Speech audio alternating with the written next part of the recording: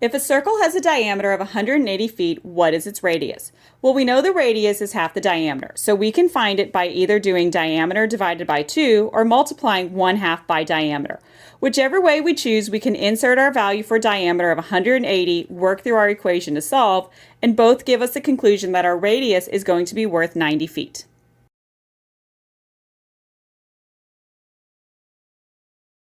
If a circle has a radius of 54 centimeters, then what is its diameter? Well, we know our diameter is twice the radius, so to find that, we're going to multiply 2 times our radius.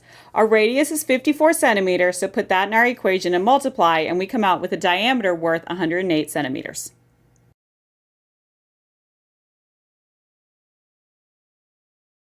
If a circle has a circumference of 78.5 yards, what is its diameter? Well, since we are looking for diameter, we're going to use the equation circumference equals pi times diameter. Insert our value for our circumference as 78.5, and for pi, we're going to use the decimal approximation of 3.14.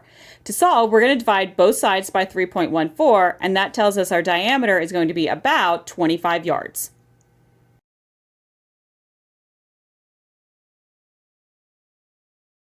If a circle has a circumference of 113 400 inches, what is its radius?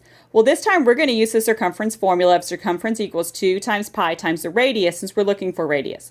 We're going to insert our value for circumference 113.04. Our 2 is going to stay there. For pi, we're going to use the decimal approximation of 3.14.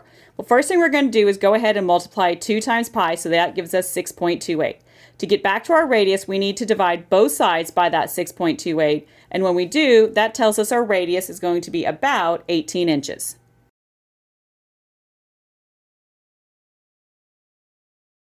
If a circle has an area of 28 2600 square miles, what is its radius? Well, to find the area of the circle, we have the equation area equals pi r squared. So let's insert what we know. We know our area is 28 2600 square miles.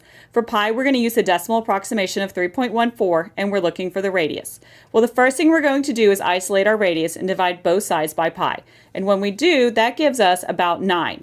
To find out what our radius is, because that's radius squared, we need to take the square root of both sides. So when we do that, that tells us our radius is going to be about 3 miles.